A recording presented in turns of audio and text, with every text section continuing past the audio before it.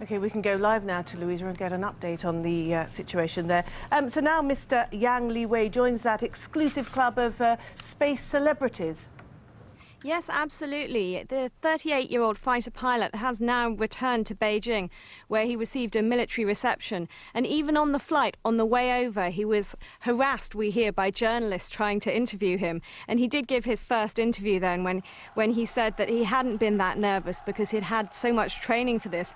But having spent the last 10 years training in secrecy, one wonders how much trouble he'll have getting used to all the journalists. And it sounds very much as though this whole event has captured the imagination of the Chinese people after a rather faltering start. Yes, well, it has. I mean, in the streets in Beijing, people are very excited indeed now. And if you go to the newsstands, they're all buying up the special editions of the papers which have been put out. They're completely plastered with pictures of Yang Liwei, and they've been put out specially today to mark this event. And a lot of people are just very pleased because they really see it as a sign of the country's emerging power. And a lot of people think that China can't be a superpower without a strong space program, and that this is a sign that China is catching up other countries. And we talked earlier about his now having a political role for his Communist Party masters. How might that manifest itself?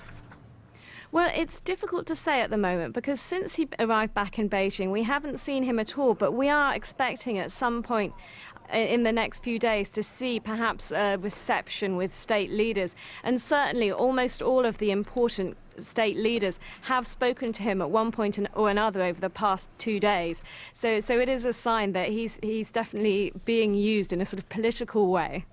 OK, Louisa, thanks very much. A shuttle, the Endeavour, lit up Florida's nighttime sky when it was launched from Kennedy Space Center in the last hour. The crew is delivering a new compartment and robot to the station. All right, returning now to U.S. politics and that Hillary Clinton ad. Remember that one that asked the viewers, imagine a 3 a.m. phone call to the White House. Well, it is widely credited with helping Senator Clinton in the Texas and Ohio primaries just last week. Now, Barack Obama is firing back. Obviously, many of you saw this advertisement of Senator Clinton's with the phone call. You know. Now, let me tell you, if a phone call comes at 3 in the morning, you know what I'm going to do? I'm going to answer it.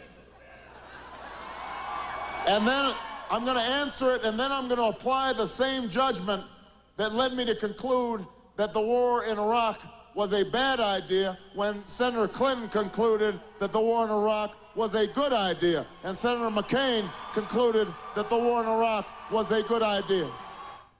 Now, Obama is not the only one taking Clinton to task for those phone call advertisements. CNN's Jeannie Mose has more on a television spot that just keeps on giving.